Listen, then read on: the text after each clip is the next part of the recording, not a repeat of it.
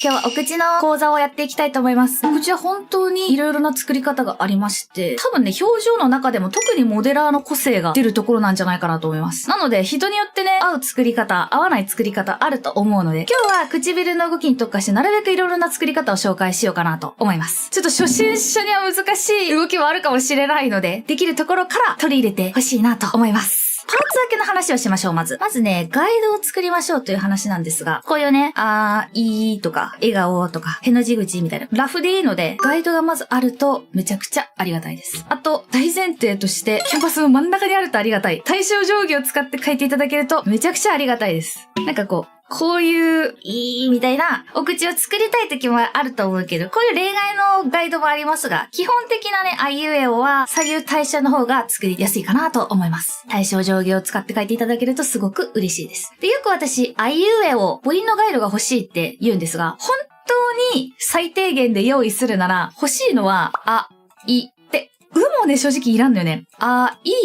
お、笑顔とへの字口だけでいいです。これさえあれば、お口は作れます。さて、そんな感じでまずガイドを作りまして、じゃあ実際のパーツ分けどうしたらいいんじゃと。いくつかあるんですよ。3パターン作りました。お口のパーツ分け。私がよく使ってるのはこの3番なんですよ。開けた状態から作るお口。これよく使ってます。まず1番目に紹介するの。一番スタンダード、基本的なお口の作り方。まず、唇があります。で、こんな感じで、この唇にぴったり沿った肌のパーツと下のパーツ。上下の下のパーツと口の中。これが多分一番よくある作り方ですね。私もね、最初期はこの作り方してました。この作り方でも気をつけた方がいいところっていうのがありまして、それが、こういう感じで唇があって、その唇をちょっとまたいでしまう形で肌を作ると、ちょっとバグりやすいので、こんな感じで、ぴったり合わせた方が多分綺麗に作れます。下もちょっとこうやって作ると多分ね、このあたりが多分メッシュがぐちゃぐちゃぐちゃぐちゃってなりやすいので、こんな感じで作った方がいいです。この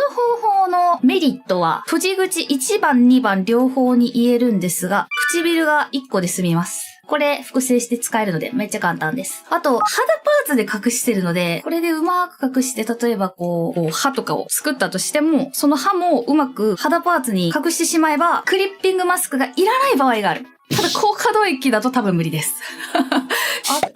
これ全部に言えるんですが、グルーを使っての時短も可能です。で、デメリット特にないんですが、強いて言えば、おの口とうの口を作るのがちょっと大変でした。理由はちょっと後で説明します。仕上がりもパターン2の方が綺麗になる場合が多いです。これがまず一つ目の作り方でした。次、2パターン目。これ私ね、使ったことなくって、今回初めて使ってみたんですが、一番良かった。普段使ってるやつより作りやすくて、今後もしかしたらこれで作るかもしれない。パターン2はパターン1と似ているんですが、違うのは一目瞭然ですね。これは笑顔のお口をそのまま使っていますが、まっすぐの状態のお口を使っています。なぜわざわざこんなことをするのかというと、こうやって変形させていくじゃないですか。その時に元からカーブがついてるやつを反対側に曲げると、結構ね、ギザギザになっちゃうんですよね。ここがギザギザになっちゃう。ただ、まっすぐの場合は、こっちに曲げても、こっちに曲げても、綺麗になりやすい。仕上がりがとにかく綺麗になりやすいですね。本当に、無駄のないメッシュ割りとかができました。両方やってみたんですが、よくあるのが、ここ丸い状態で作るっていう作り方が主流なんですが、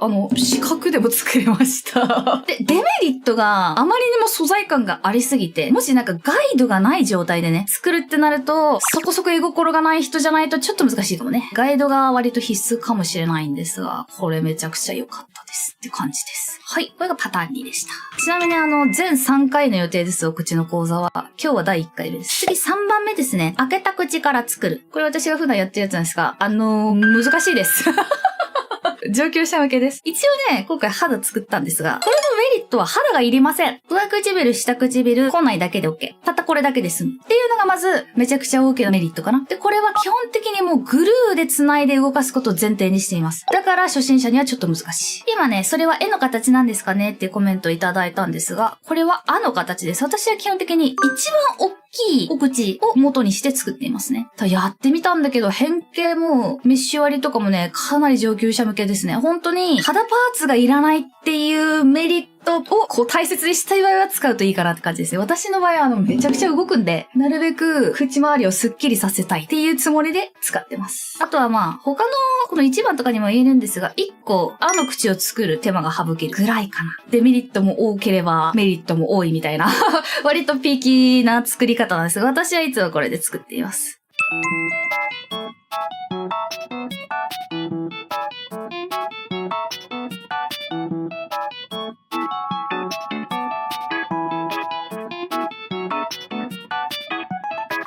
次はメッシュ割りの話をします。こんな感じで、それぞれのお口が動きます。これの作り方を開始するんですが、これにね、メッシュを割っていくんですが、大事なことがあって、左右対称に作りましょう。左右対称に作ってください。メッシュもとにかく左右対称、左右対称、左右対称。左右対称にするには、コントロール E でメッシュ割りモードに入りまして、ここです。ミラー編集モードにチェックを入れてください。これを左右対称にしておけば、本当に作るのが楽になります。お口が歪む原因ナンバーワンが左右非対称だから。で、後からお伝えするんですが、メッシュを左右対称に作っておけば、変形も左右対称にやる裏技があるんですよ。ただ、メッシュ、あとね、その元々の前のパーツね、が左右対称じゃないと使えない方法なので、左右対称を意識すると楽です。ミラー編集モードにまずチェックを入れまして、そして消しゴムで、わー消します。で、ストロークによるメッシュ割り。これを使います。これで、わー。こう、なぞりますとこんな感じで、自動的にね、線状のメッシュを作ってくれるんですよ。多分もっとね、みんながデフォルトでやると、もっとなんか、こんな感じになってると思う。こういう状態で、もうね、メッシュがストロークでできているので、これをですね、まずメッシュの幅の頂点数3にして、で、メッシュ幅と繰り返しの間隔をこんな感じで細かくします。だいぶ細かめがいいと思いますね。特に1番2番、閉じた口が作る場合はかなり細かめがいいと思います。細かくした方が結構綺麗に作れますね。で、大事なのが、ここの真ん中合わせてください。ここの頂点がちょうど綺麗に真ん中になるようにします。こんな感じです。こんな感じで作ったら、消しのストロークの確定、ここのボタンをクリック。そうすると作ったメッシュが確定されます。そんで、投げ縄ツールとかでいいんで、この真ん中をこうやって選択して、右クリックをするとメニューが出てきます。一番下に頂点をマージというボタンがあるので、そこをクリックすると、元がね、よく見ると離れてるんですが、一つの頂点になります。あとは、ここ繋ぐだけ。はい。これで、なんと美しい、完璧な左右対称のメッシュができました。これが多分一番綺麗な作り方なんじゃないかなと思います。できたら完成ボタンを押して、早い綺麗っていう感じでありがとうございます。で、じゃあ肌パーツはどうやって作るんですか？これをコントロール C を押します。この状態でコントロール C を押すと、このメッシュの情報がコピーされます。で、肌の上パーツをコントロール E でメッシュ編集モードにして消します。で、コントロール V を押すとコピーされます。で、一旦自動接続を押して、めっちゃ適当でいいので、ここをマジでもう、で結構手動で打ってますね。はい、できた。肌パーツ。これで OK です。下も作りましょう。コピーして、消して、コントロール V でコピーして、自動接続して、自動接続 ?OK! 口内はね、ぶっちゃけね、オードでいいよ。グルーで繋ぎます、これを。唇と肌の上。これね、唇をね、まずね、コピペしましょう。増やします。唇2つにして、名前もね、わかりやすいように書いておきましょう。上唇と、下唇。2つにします。で、上唇と口の肌の上、複数選択した状態で、コントロール E を押して、この重なってる部分がね、ちょっと色が変わりますので、ここを、こうやって投げ縄ツールとかで選択して、バインドをします。で、このチェックボタンを押す。今グルーで繋いだら、こういう見慣れないオブジェクトが出てくるので、これをクリックして、この黄色い部分、このラベルをクリックして、そして、うわーっとドラッグして赤くします。これで OK。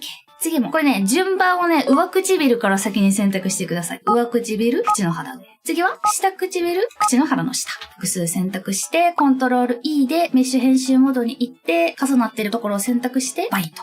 で、確定させて、グルーを選んで、黄色いとこを押して、わーこれで、下準備ができました。全部やったら時間がないなと思ったので、3分クッキング風で作っておきましたを作りました。こちらが2番、閉じまっすぐバージョンのメッシュ割りまで終わったバージョンです。こんな感じですね。全く作り方わからない。四角がね、どういう作り方をしたかっていうと、ほぼ変わらないんですが、コントロール E でメッシュ作るときに、下だけ消してコピーして自動接続をして、で、この真ん中にこう点打って、あとはこことここ、つなぐだけ。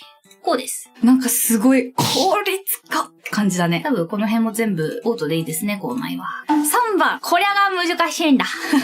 これはちょっとね、一から説明しますね。この上唇と下唇は簡単なんだ。たまにこの開けた口を作るときに、こういう作り方になってることがたまにあるんですが、こんな感じで、このカクッとしたところからさらにこう、線画が繋がってる感じで作られる方がいらっしゃるんですが、盛り上がる形の作り方よりは、しっかりとね、このカクンとなってるところで途切れている方がありがたいです。そして、上唇と下唇を作りましたらですね、これをこの口内にコピーしていくんですが、これをね、コピーしたらね、内側を消してください。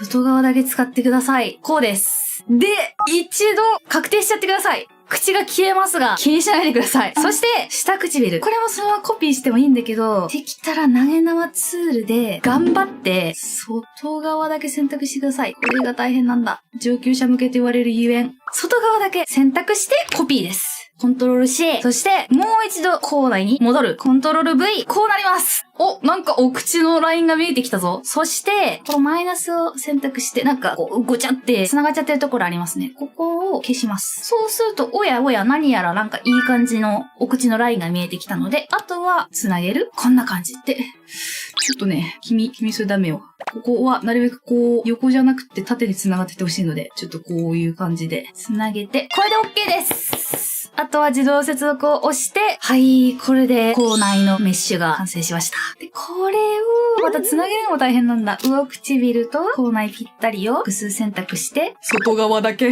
よいしょで、バインド。うわー。下唇も複数選択して、外側だけ。これできてないのがあったらシフトとか押して追加でやります。こんなのか。で、バインド。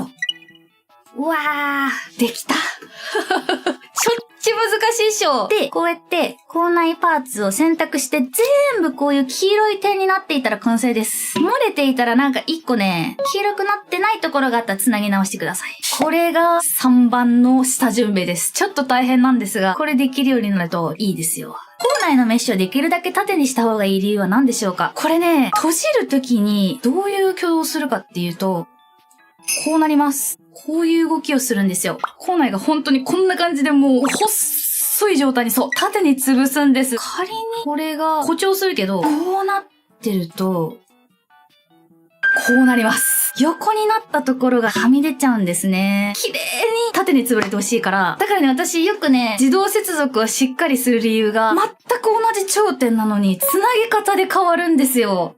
とにかく、真横みたいなのがない限りは、まあ多分、ここぐらいやったら大丈夫かな。ここだけ横。こうね。これぐらいなら大丈夫ですね。さっきみたいにもう思いっきりど真ん中にバーンって線が入ると、ちょっとやばいかもしれない。っていう感じですね。あとね、外側だけコピペする理由わかります？こっちの方がよっぽど簡単ですよ。こうやって両方繋げて、で、重なったところだけ消して、こうやって繋げた方がよっぽど簡単なんじゃないかと思いきや、ちょっと適当に潰しますね。こうやって。こうなります。うわー口紅に塗りすぎちゃったみたいな感じになります。余分なところができてしまうんですね。なんかもうぐちゃぐちゃになっちゃうんですね、メッシュが。さらにこれ直すこともできないんですよ。ぐちゃぐちゃになっちゃったから直そうと思いきや、口内は動きません。上唇やろうにも、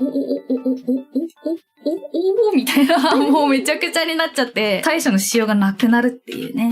だから、さっきみたいに、外側だけメッシュを使いましょうという話になります。で、ちなみに、私みたいに、こうやって、めっちゃ動く人ね、横向いた時に、別のマスクパーツで、お口を消してるんですよ。ちょっと正確なの見せよう。こんな感じで、こういうね、マスクパーツで削ってます、お口を。途中で。これをやるためには、必要なパーツがあって、それが、これです。じゃない方って言ってるんですが、口内、じゃない方のパーツを作りまして、こやつはさっきの外側とか内側とか気にせずコピーしてグルーで繋げばいい。これはぐちゃぐちゃになっても大丈夫なんです。こんな感じで。このじゃない方マスクで今後ね、歯とか口の影とかをね、作った時に、これでマスクを反転チェック入れてクリッピング入れるといい感じになります。閉じ口始まりだとマスクパーツ難しいんですか？いけるね。こういうじゃない方を1パーツで作るのは難しい。ただ、さっきから作ってる、これね、この肌パーツを透明度0にして、これで消せば OK。これでもいける。ちょっと2パーツになっちゃうっていうところがあるんですが、これを透明度0にして、マスク判定。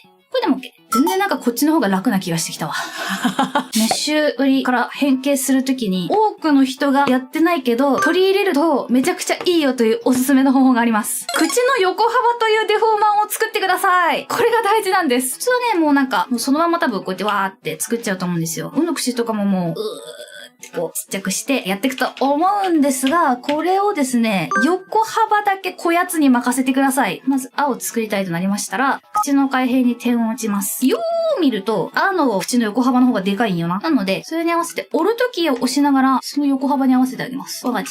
で、あとは変形させていく。ここにあるベージュ曲線。これを使うとめちゃくちゃ楽です。全体的なね、位置とかは普通にこれで使えばいいんだけど、いちいちね、これ点をこうやって移動させていくと、まあ、多大な時間がかかるので、これベージュ曲線というのを使って、わーって変形させるとすごく楽です。さらに、一旦この簡単な3点で、わーってやります。その後に、ちょっとこの辺が歪んじゃってますね。ここを、さらに点を打って調整していく。下唇も、まずは簡単な3点を、始まりを合わせて、あとシフトキーを押しながらね、移動させるとなんと変に横に曲がらずに真下に下ろせるので、このあたりを、こんな感じで。まだちょっと足りてないね。この辺が足りてないので、さらに点を打って、こうです。できたー。お口の変形のこのパラメーターにもね、マジで千差万別、いろんな作り方があるんですが、一番よくある作り方を言うの忘れてました。こうです、こうです。こうやって作ってください。あ、い、う、おです。で、笑顔、への字です。ここは自動で作ってくれます。ここの自動で作る方法も教えます。こうです。こうやって作るのが、一番スタンダードな方法です。今度、への字口作るときね、ついついね、これを頑張ってこうやって縮めて作ろうと思っちゃうと思うんですが、そうするとね、肌が変な感じになるので、この口の横幅を使ってまず横幅を揃えます。その状態で変形させた方がめちゃ楽です。一旦ね、さっき作ってたこのベジ曲線ね、これを消して、これね、なんとあれですよ、2つ一気に動かせるの知ってました？こうやって。上唇と下唇両方動かすベジ曲線を作れるって知ってましたか？これすごく楽です。このままだとね、ちょっとね、見た目が開けるときにね、ここがちょっとおかしくなっちゃうんですよね。このあたりを綺麗に整えてあげないと変になりがちなんですが。こうです。で、この口ね。この口の時も、開けた時、折る時を押しながら横幅を合わせてあげて変形させていく。で、おの口がね、閉じスタンダードから作ると結構難しいんですが、おーとかの口作るときに、どこまで下げればいいのみたいになると思うんですが、横幅が一番出っ張ってるところでやると結構うまくいきやすいです。今回で言うと結構下なんですよね。このあたりですよね。このあたりで作ると割とうまくいきやすいです。なので、実は上唇をめちゃくちゃ、うわーってする必要があります。こんな感じ。細かいところは結構私この変形ブラシっていうのを使っちゃいますね。ここにある。これでこんな感じで微調整して。1からOを作るよりはだいぶ楽だと思います。そんで、明らかに太さが違いますね。上唇と下唇で明らかに太さが違うんですが、そういう時はこういう投げ縄ツールで、こんな感じで太さ変えられるんで、投げ縄ツールでこうやって書いてますね、後から。こんな感じ。そうすると結構綺麗に動くんだよね。これをね、今一番出っ張ったところに置いたと思うんですが、よくありがちなのが、上唇をここで終わらせちゃって、下唇をこうめっちゃ伸ばして使う。こういうやり方も結構あるんですが、これでも全然いいんですけどね。こうするとどうなるかちょっとぜひ見てほしい。いくよ。ちょっとさっきと動き違くない？同じ形をしているのに、途中の形状が変わるのがこれが面白いとこっしょ。そもそもね、ちょっと口内が見えちゃってるっていうのもあるんですが、このあたりがね、すごい線が細くなっちゃったりします。これがさっきの一番出っ張ってるところを合わせるやり方だとならない。多分ね、こう、おーとかうーとかの口の時に、このあたりのね、形がすごい、ジュクジュクジュクジュクってなって、わからーってなること結構あると思うんですが、そういう時はこのおとかうの口作る時のどこに上唇と下唇の境目を持ってくるかっていうのをぜひ大切にしてみてください。あとこれね、口の横幅ね、これぜひ使ってください。で、ここまでできたら、うの口、これも口の横幅をこうやって変えたら微調整するだけなんですよね。こうやって。一から作るよりすごく楽になるんです。いつか多分ね、うの口コピペして、こうやって縮めた方が多分楽だな。うの口できた。いの口ここなんですが、いの口もこの状態から作った方が楽。この時もね、高速照らし合わせで見ると、一番出っ張ってるところに境目が来るので、このあたりですね。このあたりが境目になります。ちょっといいの口。特に私のこの作り方だとちょっと難しいんですが、さっき言ったみたいに、まずは簡単な形のベジ曲線を作って、細かいところは、これベジ曲線を使うか、変形ブラシを使うかは、結構時と場合で分けてますね。大まかなのはベジ曲線でやって、細かいところは変形ブラシみたいな。みんな言ってるね。これも左右対称にできたらいいのに、実はできるんですよね。まずは左右対称しなくてもガイドがあれば、割とそれっぽい左右対称になりますよっていう。はい。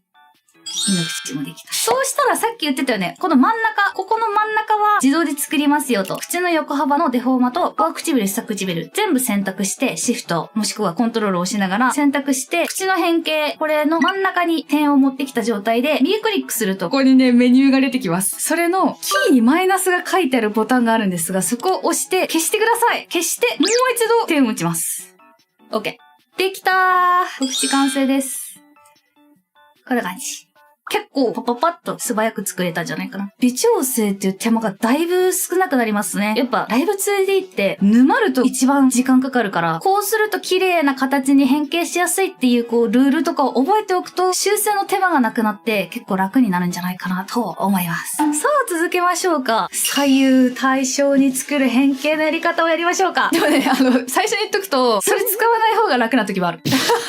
使うと、ブレンドシェイプとか使った時の変形の綺麗さがピカイチなので、ぜひ覚えて帰ってください。ちょっとこの閉じ口まっすぐ、これで左右対称にするやり方をお伝えしますね。特にこういう両口角上げたいみたいな時にね、すごいね、有用だと思うんですが、まず、口の変形をパラメータ複製してください。一時的に使うパラメータを作ります。で、点を打ってください。で、どっちでもいい。1でもマイナス1でもいいので、真ん中じゃないどっちかにパラメータ置きます。この状態で片方だけ作ってください。はい。片方だけ作りました。そうしましたらですね、この状態で、このメニューから動きの反転を押します。基本設定を水平方向に反転。反転する軸をキャンパスの中心を使用。OK を押します。そうするとね、ここが赤く光りました。そっちに向けてみると、反対側が作られまして、逆にさっき作った方が初期化されてしまいました。こういう状態になります。そして、作った方ね、反対側できた方の半分、ここだけを選択して、コントロールシフト C を押して、形状をコピーします。そして、元の位置に戻ってきます。コントロールシフト V。貼り付け。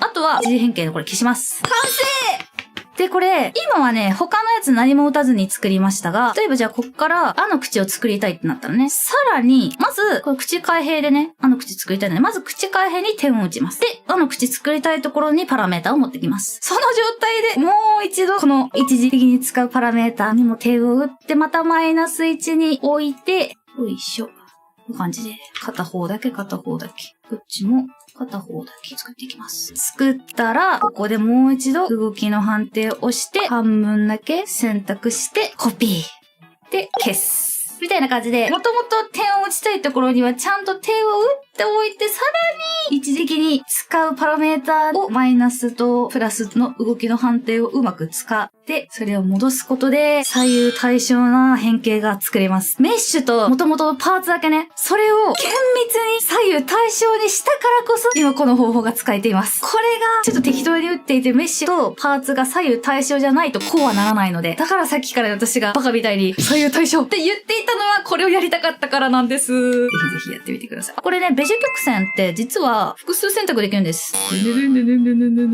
かすことができますね。大まかなところとかはこれでいけるな。かなり厳密にね、手を打つ必要はあるんですが、素早く左右対称にするならこれもありですね。ただこれがね、めっちゃ厳密に左右対称になるかって言われると、もう超厳密に左右対称になるのはさっき言ったちょっとめんどくさい方法かな。正確性を取るか素早さを取るかみたいな感じかもしれない。そういうやり方を使うことで、1、2、3と3つのお口が作れました。同じ動きをしてるように見えて、拡大するとちょっとやっぱ見た目がね、変わるんですよね。あ、ちょっとはみ出てる。1、2は気を抜くとはみ出がちなので気をつけてください。3番ははみ出ること絶対ない。で、このね、特にへの字口とかでわかりやすいんですが、2番がマジで綺麗。ちょっとやっぱね、大きいところとか、こう反対側にカーブがついてるものを逆側に動かすとね、どうしてもちょっとこう、じゃぎるんだけど、綺麗 !2 番すごいまっすぐに作るの大事ですね。元のパーツがまっすぐだったの覚えてると思うんですが。こっからは、いわゆる、パーフェクトシンクの話をしたくって、報復とかね、もぐもぐね。あと、口のこう横あと、アヒル口。こういうのの解説をしたかったんですが、サンプルファイルを作る時間が足らず申し訳ない。一個だけちょっと皆様に伝授しましょう。さっきね、この口の横幅っていうデフォーマを作ったと思うんですが、ここに口の横幅っていうパラメータを作っているの皆さん見えますでしょうか？これをですね、変形から横幅にデフォーマーの動きだけ移植します。で、さっきはこの口の変形の部分だけで口の横幅ね、すぼめる、広げると口角の上げ下げ両方を担っていたんだけど、純粋な横幅と口角の上げ下げを分離させます。そうするとどうなるか、さっきできなかった。さっきは、この口は細いお口しかできなかったね。で、あの口は太いお口しかできなかったね。さっきできなかったお口ができるようになります。私はできんだよ、今。この口ができるようになる。これをね、分離して作るのを結構おすすめしてますね。普通に今ね、分離させて、口の横幅は口の横幅。で、口角は目のね、このほっぺたが上がる下がるみたいなパーフェクトシンクのパラメータがあるので、そこに入れているんですが、そうすると、みたいな感じで、よりバリエーションが増えるの分かりますか？こういう口ができるようになる。たったこれだけですよ。今、全然難しいことしてないんですが、急にバリエーションが増えました。で、さらに、差分でね、その感情をこうやって固定するサブを作っておくと、こういう動きもできるようになる。どや。こういうドヤみたいな顔もできるようになるし、逆もできる。こう完全に口角を下げた状態で、悲しいお口しかできない。みたいなサブも作れるようになる。口角は固定してるんだけれども、横幅は自由に動かせるから、結構ね、ちゃんと母音に沿って口が動いてるように見える。みたいなバリエーションがたった一つ、横幅を変えるだけで可能になるので、さっき言ったね、この、まず横幅をデフォーマーで作っておいて、さらに別のパラメータで作るっていうのを、ぜひぜひやってみてください。上唇と下唇の端で墨溜まりのように太くなった線画の癖があって、尾の口やへの口などで端の太さや接続が変になってしまうのですが、そういった場合はアートメッシュを動かしてゴリ押すしかないでしょうか。私がね、思いつくのは二通りの方法があるね。一つは今言ったみたいに太さのゴリ押し。こういうところがね、元の形がこんな感じですごい太いお口のとか結構あるんですよね。そういう時、尾の口作るのマジ大変ね。そういう時はね、この辺の端の部分をこうちょっと細かめに打っとく。より変形させやすくなるように、こんな感じでこう、太さ変えやすいように、目のメッシュみたいな感じで細かめに打っとく。っていうのが一つ。もう一つが、墨溜まり別パーツでしちゃいましょう。墨溜まりを別個で切って縮めるのは意外と簡単なので。そしたらね、墨溜まり左右反転もしやすいしね。っていう方法もあります。墨溜まり私も作ってしまうんですが、別パーツで作るときは、尾の口の時とか不透明度を 0% でしたらいいですか？不透明度を変えるより縮めた方がいいですね。不透明度はあんまり使わない方がいいかもしれない。こういうね、墨溜まり別パーツがあったとして、これを単純に透明度とか変えてしまうと、途中が変なになっちゃうので、不透明度は変えずに、わーって縮める。別パーツだとこう、極端に縮めたりするのがめっちゃ楽なんでね。多分こっちの方がやりやすいんじゃないかな。尾の口の時とか、こういう時とかにめっちゃ細くして隠しちゃう。こういう感じの方がいいんじゃないかな。適当にやりましたけど、別パーツ墨溜まりいいですね。まさにこんな感じの挙動を皆さん想定してるんじゃないでしょうか。綺麗だね。いい感じだね。ぜひこれでやってみてください。口って結構情報量多いよね。難しくもあり、クオリティを上げようと思えばいくらでもこだわれる場所でもありっていう感じですごく面白い部位なので、皆さんもぜひぜひこだわってみてください。今日はね、初級編から中級編、ちょっと上級編に片足突っ込んだっていう感じで、唇の変形についての解説をさせていただきました。それでは、ご視聴いただきありがとうございました。バイバーイ。